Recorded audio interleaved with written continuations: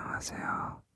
오늘은 제레미 리프킨의 육식의 종말 중 육류에서 비롯된 남녀차별주의라고 하는 글을 읽어드리겠습니다. 다양한 축산 문화들 간에 존재하는 상황과 의식의 엄청난 차이에도 불구하고 그 대부분은 어떤 핵심적인 가치들을 공유하고 있다. 이러한 가치들을 검토해야만 21세기에 육식 문화를 초월하기 위해 절실히 필요한 게 무엇인지 그 해결의 실마리를 찾을 수 있을 것이다. 조지프 캠벨은 경장 문화는 성장과 재생, 수련 문화는 도살과 죽음이 기본 특성이라고 설명한다. 지구상을 먹을 것에 대한 이런 완전히 동떨어진 접근 방식에는 그만큼 반이하게 다른 세계관이 담겨있다. 식물 경작에는 추적이나 경례의 이미지와는 상반되는 관리와 육성이 요구된다. 식물들은 먹이나 자산이 아니라 살아있는 지구의 배품이나 선물로 여겨진다. 번식은 농경사회에 널리 퍼져있는 대표적인 특성이다. 동물세계와 마찬가지로 식물세계 역시 인간에게 음식, 의복, 거처를 제공한다.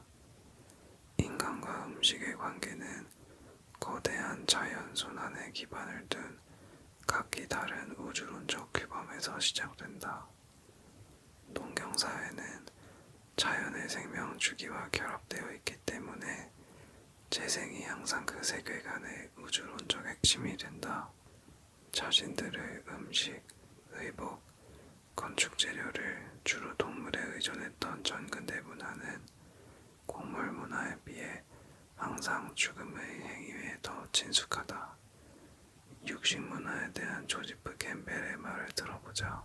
경험의 최고 목적이 되는 대상은 짐승이다. 살해되고 도살당한 짐승은 사람들에게 우리의 실체가 되는 살, 우리의 장식이 되는 지하, 의복과 텐트가 되는 가축, 로프가 되는 힘줄, 도구가 되는 뼈를 제공한다. 동물의 생명은 전적으로 죽음과 도살의 방식을 통해 그리고 요리와 무도질과 바느질 기술을 통해 인간의 생명으로 전환된다. 붉은 피는 여러 사회에 스며들어 있다. 여기에는 자연과 문화의 구분도 거의 없으며 이런 특성은 음식 요리에서 가장 두드러지게 나타난다. 프랑스인 유학자 클로드 레비스트로스는 요리가 문화와 자연의 중요한 매개자라고 지적한다. 오직 인간만이 고기를 요리함으로써 문명과 자연세계 사이에 근본적인 경계선을 긋는다. 요리에는 자연이 문화로 변형되며 요리의 종류들은 항상 차별화의 상징으로서 시의적절하게 사용된다라는 보편적인 의미도 담겨있다. 레비스트로스는 음식을 날 음식과 요리한 음식, 삭힌 음식 세 가지로 구분한다. 요리는 날 것을 음식으로 변화시킴으로써 자연의 부패 과정을 한동안 지연시킨다. 또한 고기 요리는 사람들의 본성, 그들의 가치, 제도, 세계관을 엿볼 수 있는 유용한 단서를 제공한다. 쇠고기 중심 문화에서는 삶은 요리보다 날 것에 더 가까운 형태의 구운 요리를 선호한다. 목축과 경작을 병행하는 복합 농경 사회에서는 고기를 삶기도 하고 굽기도 한다. 레비스트로스는 삶은 요리와 구운 요리의 심리학적 차이를 설명한다. 그는 고기를 직접 불에 굽는 것이 날 것에 더 가깝다는 점을 지적한다. 그러나 삶은 요리는 먼저 물 항아리를 놓은 다음 불 위에 고기를 올려놓아야 하기 때문에 두 가지 과정이 요구된다. 그릇과 물이 고기와 불 사이에 끼어드는 것은 자연과 문화 간의 중요한 경계선을 설정한다. 레비스트로스에 따르면 구운 요리는 문명과 자연 세계를 연결하는 가느다란 끈을 지속시킨다. 고기는 항상 바깥쪽만 타고 안쪽에는 붉은 피가 그대로 남게 된다. 요리라기보다는 날것에도 가까운 셈이다. 한쪽은 데워지고 다른 쪽은 날것인 구운 고기, 혹은 바깥쪽은 석쇠로 구워지고 안쪽은 붉은 빛이 그대로 남아있는 구운 고기는 날것과 요리된 것, 자연과 문화의 두 가지 의미를 나타낸다. 대부분의 아메리칸 인디언 부족들 및 다른 수렵 채집 사회들의 경우 구운 요리는 남성 중심의 활동인 반면 삶은 요리는 여성의 몫으로 넘겨진다. 구운 요리는 남성다움, 용감무쌍, 사냥, 전사의식과 밀접한 관련성을 보인다. 레비스트로스는 삶은 요리가 구운 요리보다 경제적이고 낭비가 심하지 않다고 주장한다. 삶은 요리에는 온갖 고기들과 그 육즙을 보존하는 방법이 포함되어 있는 반면 구운 요리에는 파괴나 손실이 내포되어 있다. 삶은 음식이 생명이라면 구운 음식은 죽음이다. 전자가 절약이라면 후자는 낭비다. 전자가 평민적이라면 후자는 귀족적이다. 구운 요리는 주로 권력, 특권, 찬양과 관련이 있는 반면 삶은 요리는 치료와 재생가치 및 검소와 관련이 있다. 중세 유럽에서는 황소 및 다른 동물구이가 전사와 봉건 귀족들 사이에서 흔한 음식이었던 반면 삶은 고기는 농부, 소작인, 도시 시민들의 표준 음식이었다. 대부분의 문화들에서 구운 요리는 특별한 행사를 위해 준비되었다. 스튜는 기대와 흥분과는 다소 동떨어진 보다 일상적이고 세속적인 요리로 낮은 신분의 사람들이 즐겨 먹었다. 구운 요리는 강인함, 용맹, 남자다움과 관련이 있다. 그래서 에드워드 왕시대의 요리책에서는 병자들에게 적합한 환자용 식사로 찐 음식과 삶은 음식을 권하고 있다. 유럽, 미국, 오스트레일리아처럼 주로 쇠고기를 먹는 문화에서 삶은 요리보다 구운 요리를 더 선호한다는 것은 그리 놀라운 일도 아니다.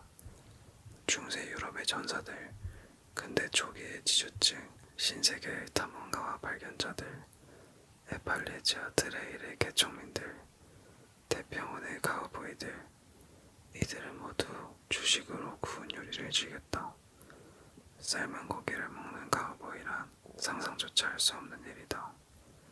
심지어 오늘날 후기 산업사회에 접어든 미국에서도 가우보이가 와토포에 고기를 굽는 장면으로 대표되는 육식 문화의 이미지는 여름 주말이면 교회 뒷마당에서 무수히 재현되고 있다. 가장은 석탄에 불을 붙이고 지글거리는 석쇠에 날고기를 척척 올려놓는다. 온갖 음식들 중에서도 쇠고기는 가장 높은 지위를 차지하고 있다. 사실상 모든 육식 문화들에서 붉은 고기, 특히 쇠고기는 음식 피라미드의 최상위에 올라 있으며 그 밑으로 차례로 닭고기와 물고기, 그리고 달걀, 치즈 등의 동물 생산물이 자리 잡고 있다. 특히 붉은 고기와 쇠고기를 최고로 치는데 이는 품질이 뛰어나기 때문이다. 오랫동안 신화와 전통에서는 붉은 고기에서 흘러내리는 피를 체력, 공격, 정열, 성욕의 상징으로 여겼다. 이것들은 모두 쇠고기를 먹는 사람들이 탐하는 덕목이었다. 붉은 피는 동물의 주요한 생명의 원동력이다. 거기에는 활력이 녹아들어 있다. 때때로 황소를 죽이고 굽기까지 기다릴 만큼 여유가 없었던 유라시아 스텝 지방의 유목민들은 영양과 활력을 얻기 위해 동물의 몸에 작은 칼 자국을 낸 뒤 가늘고 속이 빈 갈대로 피를 빨아먹었다. 특히 장기간 계속되는 전쟁에서 그렇게 했다. 남부 이후 스페인의 일부 지역에서는 지금까지도 두 경기가 끝난 후 여성들이 지역 정육점을 찾아가는 것은 흔한 일이다. 그녀들은 남편의 저녁 식사를 위해 가장 용감한 황소의 스테이크를 구매한다. 그것이 남편의 원기와 사내다움을 유지시켜준다고 믿었기 때문이다. 붉은 피는 전통 문화에서 상속의 매개자로 간주된다. 혈통은 사회적 계급 조직을 정하는 데 가장 편리한 방식이다. 앞서 살펴본 것처럼 영국 귀족들은 보다 우수한 소를 사육하는 데 열중했으며 자신의 소떼에서 순수한 혈통을 유지하려고 온갖 애를 다 썼다. 자신들의 귀족적인 짐승을 먹음으로써 그 동물의 혈통이 자신들에게 결합되어 신체를 강하게 하고 정신을 순수하게 만든다고 그들은 확신했다. 붉은 고기에서 흘러내리는 피는 정열을 부여하는 것으로 여겨졌다. 붉은 피는 공격과 폭력의 개념을 떠올리게 했다. 병사들은 매번 전투에 임하기 전에 쇠고기를 즐겼으며 경기장에 나서기 전에 운동선수들도 그랬다. 피가 흥건한 쇠고기를 먹는 것은 오랫동안 성적인 욕정을 불러일으킨다고 여겨졌다. 노예선 선장 존 뉴튼은 자신이 종교적 개심을 체험한 후 항해 도중 왜 육식을 삼가게 되었는지에 대한 기록을 남겼다.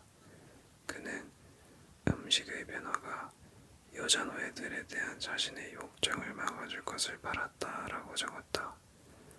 19세기의 교육자들은 때때로 청소년들에게 붉은 고기를 먹이지 말고 채소로 식단을 대신할 것을 권유했다. 소년들이 건강을 유지하는데 채소가 많은 도움이 된다라는 이유에서였다. 붉은 고기, 특히 쇠고기는 남성다움 및 남성적 특성들과 관련이 있는 반면 붉은 피가 없는 흰 고기는 여성다움 및 여성적 특성들과 관련이 있다. 빅토리아 여왕시대와 20세기 초의 건강 잡지들은 임산부와 젖을 분비하는 여성들은 붉은 고기 섭취를 줄이고 그 대신 닭고기, 물고기 또는 달걀 같은 부드러운 가벼운 음식을 먹을 것을 권유했다. 이런 음식들에는 여성 자신의 섬세한 여성스러운 상태가 반영될 뿐만 아니라 양육의 역할을 수행하는 데 부적절한 것처럼 보이는 붉은 고기의 특성들을 피한다는 의미가 내포되어 있었다. 병역자들도 찐 물고기, 삶은 닭고기, 삶은 달걀 같은 전통적인 저지방 음식을 섭취함으로써 비슷한 대우를 받았다. 심지어 붉은 고기는 학자 타입, 문필가, 회계사, 서기들이 섭취하기에는 지나치게 강한 음식으로 간주되었다. 육류에 의한 계층 조직은 사실상 모든 음식 문화권에 존재하며 성별로 사람들을 구분한다.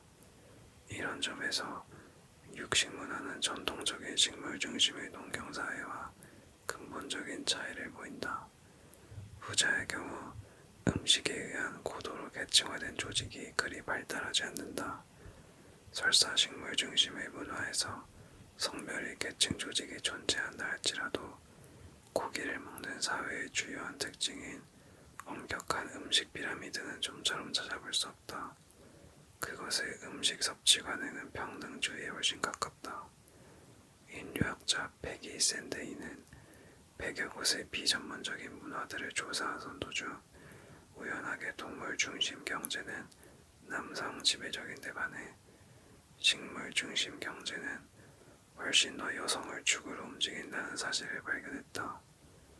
동물 중심 경제는 남신, 부계제, 그리고 사회적 피라미드의 최상위에 남성이 포진하는 성별 계층 조직의 특징을 보인다. 여성들은 잡다한 일을 하는데 그리 중요하지 않은 천한 일들은 죄다 여성들의 몫이다. 반면 여신과 무계제의 특징을 가지고 있는 식물 중심 경제는 훨씬 평등한 경향을 보인다. 여성들은 음식 채집에서 기묘한 역할을 하기 때문에 그들은 비교적 남성 여성들과 동등한 위치에서 생활한다. 샌데이는 동물 중심 문화에서는 고기가 주로 성별을 구분하고 지위와 계층을 정하는 데 사용되지만 식물 중심 문화에서는 여성들이 주요 음식을 분배하는 까닭에 차별당하는 일이 없다라고 주장한다. 심지어 고도의 기술과 후기 산업 사회의 정서가 뿌리내린 현대 사회에서도 동물과 식물, 남성과 여성의 원시적인 구분은 여전히 주요한 지배관계에서 사라지지 않고 있다. 서구 문명의 고대 축산단체들은 우리 인류의 의식 속에 지워지지 않는 흔적을 남겼다. 다음은 헤겔의 말이다. 남성과 여성의 차이는 동물과 식물 간의 차이와 흡사하다. 남성은 동물에 대응하고 여성은 식물에 대응한다. 여성의 성장이 보다 조용하기 때문이다. 이처럼 남성과 고개를 사회적 피라미드의 최상위에 올려놓는 계층 체제에서는 여성과 식물이 여전히 최하위에 위치한다. 캐럴 애덤스는 그녀의 저서 육류의 성정치학에서 이런 고대 음식과 성별의 선입관이 심리적 영역에 얼마나 깊숙이 파고들었는지를 밝히고 있다. 예컨대 육류는 단순한 음식을 뛰어넘는 중요한 의미를 가지고 있다. 서구 문화에서 얼마나 육식을 탐했는지는 지금 우리가 사용하는 용어의 상징적인 의미에서 쉽게 찾아볼 수 있다. 한편 식물은 둔함을 나타낸다. 오늘날처럼 매 순간 변하는 사회에서는 성공이 속도나 운동성과 동등한 의미로 사용된다. 그래서 식물처럼 굼뜬 존재는 경멸의 대상이 된다. 누군가 무능하다고 낙인 찍히면 그는 식물처럼 의욕이 없는 사람으로 취급된다. 솔선수범과 대담성이 인정받는 적극적인 시장 주도 사회에서 식물은 사람들의 뇌리 속에 수동성의 개념으로 자리 잡고 있다. 근대에는 페미니즘 운동이 활발히 진행되었지만 육식 문화를 둘러싼 과거의 선입견과 관행은 줄곧 음식과 성별의 구분을 강화시켰다. 프랑스인 유학자 프르디에는 프랑스인들 사이에서 육류와 성별에 대한 근거 없는 통념이 여전히 만연해 있다고 말한다. 모름지기 사내라면 강한 음식을 먹고 마시는 것이 어울린다. 남성들은 맛있는 음식 한 조각을 아이들과 여자들에게 남긴다. 육류는 남성들에게 적당한 반면 샐러드 같은 채소는 여성들에게 더 적당하다. 남성과 고기를 음식 사슬과 사회 질서의 최상위에 결속시키는 미묘한 작용은 다양하고 복잡하다. 예를 들어 쇠고기 식사 문화에서 남성들은 붉은 고기, 특히 쇠고기를 먹는 것이 물고기 같은 흰 고기를 먹는 것보다 훨씬 남성적이라 생각한다. 브루디웨의 또 다른 말을 들어보자. 물고기는 남성들에게 부적절한 음식으로 간주되는 경향이 있다. 그것은 가벼운 음식으로 포만감을 주지 못할 뿐만 아니라 과일처럼 사내의 손에 익숙하지 않고 그를 유치하게 보이게 하는 음식이기 때문이다. 무엇보다도 물고기는 남자답게 먹는 방식에 전혀 어울리지 않는다. 조심스럽게 한 입씩 뜯어 먹어야 하고 뼈로 인해 앞니로 천천히 부드럽게 먹어야 하기 때문이다. 모든 남성적인 고유한 특성에는 여성스럽게 집어들고 조금씩 물어뜯는 것이 아니라 완전히 남자답게 꿀꺽꿀꺽 삼키는 것, 이러한 식사 방식의 차이가 포함되어 있다. 부르디에에 따르면 영양분이 뛰어나고 강한 체력을 갖게 하며 원기, 피, 건강을 제공하는 음식인 붉은 고기는 남성들을 위한 요리이다. 남성들은 사회적 통제의 무기로서 여성들이 종속적인 지위를 받아들이는 상황을 위한 수단으로서 오랫동안 육류를 이용해왔다. 다음은 인도네시아 예의다. 육류는 남성들의 재산으로 간주된다. 잔치에서는 남성을 기준으로 가정들에게 고기가 분배된다. 따라서 분배 시스템은 사회에서 남성들의 지위를 강화시키는 역할을 한다. 육류에 의한 계층 조직이 가장 뚜렷하게 나타나는 곳은 다름 아닌 영국이다. 1863년에 처음으로 시행된 영국 식사습관에 대한 전국 조사에서 조사관들은 농촌 공동체의 경우 여성과 아이들이 주로 감자를 먹고 고기는 구경만 한다라는 사실을 알아냈다. 도시 노동자층과 빈민층의 경우 여성들은 남편을 위해 고기를 따로 남겨두었다. 제대로 밥벌이를 하려면 고기를 먹어야 한다는 믿음에서였다. 조사에 따르면 여성들은 일주일에 한 차례 고기를 맛보는 게 고작이었지만 남성들은 거의 매일 고기를 먹었다. 지난 한 세기가 넘도록 시골 빈곤층과 도시 노동자층의 식사 습관은 거의 변하지 않았다. 고기가 너무 비싸거나 귀한 곳에서는 10층 팔고 남성 가정에게 우선 배분되었다. 1970년대 말 영국 북부의 한 작은 마을에 200여 명의 노동자계층 여성들을 대상으로 시행되었던 조사에 따르면 가장 좋은 부위의 고기는 항상 남성 가족 부양자의 몫이었다. 한 가지 흥미로운 점은 남성 가정이 직업을 잃게 되면 음식 섭취에서의 특권 역시 상실하는 경향이 있다는 것이다. 간혹 그가 벌어들이는 수입이 줄어들면 할당받는 고기의 양도 이에 비례하여 줄어들었다.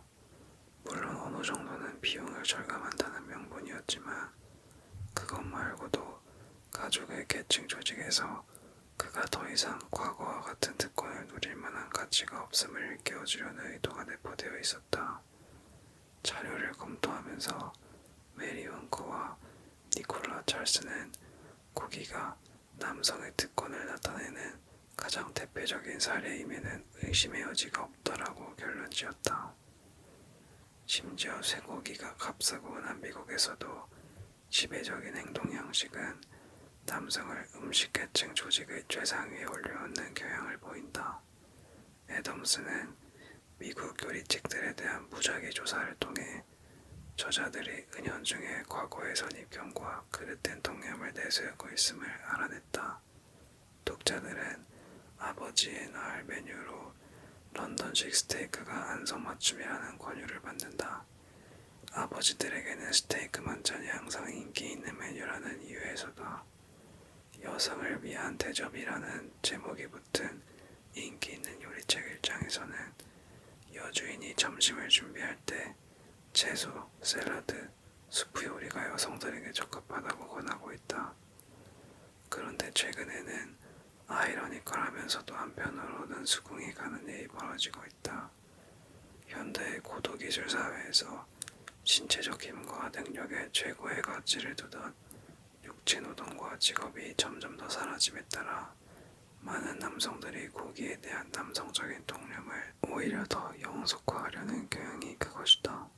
영양학자 진 메이어는 그 이유가 남성들이 하루 종일 책상에 앉아있는 시간이 점점 더 많아짐에 따라 남성다움의 마지막 상징인 피가 흥건한 고기 조각을 먹음으로써 남성임을 확인하고 싶어 한다는 사실과 관련이 있을지 모른다고 주장한다.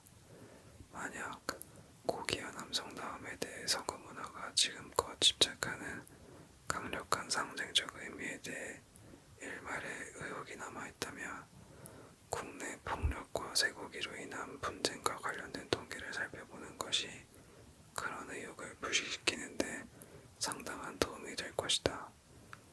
한국의 보고서에 따르면 많은 남성들은 고기를 먹지 못하는 것을 여성에 대한 폭력의 구실로 삼고 있다. 그들은 고기를 먹지 못하는 것을 자신의 남성다움에 대한 부정으로 받아들이기 때문에 배우자에 대한 구타도 서슴지 않는다. 때때로 그들의 분노는 걷잡을 수 없는 폭력으로 나타난다. 매맞는 한 아내는 샌드위치에 고기를 넣는 대신 치즈를 넣었다는 사소한 일 때문에 남편은 벌컥 화를 내곤 했어요 라고 말한다. 다음은 한 여성이 기록한 내용이다. 한 달 전 남편은 벌벌 끄는 물을 내게 끼얹었고 오른팔에 상처를 남겼다. 신선한 고기 대신 감자와 채소를 넣은 파이를 식탁에 올려놓았다는 것이 그 이유였다. 날고기를 힘, 남성 지배, 특권과 동일시하는 것은 지금까지도 현대사회에서 종종 목격되는 가장 오래된 문화적 상징들 중 하나이다. 육류, 특히 쇠고기가 지금껏 광범위한 성차별의 수단으로 사용되고 있다는 점은 선사시대의 식사습관과 선입견, 그리고 음식과 식사가 사회정책에 미치는 영향이 끈질기게 남아있음을 입증하는 사례를 할 수 있을 것이다.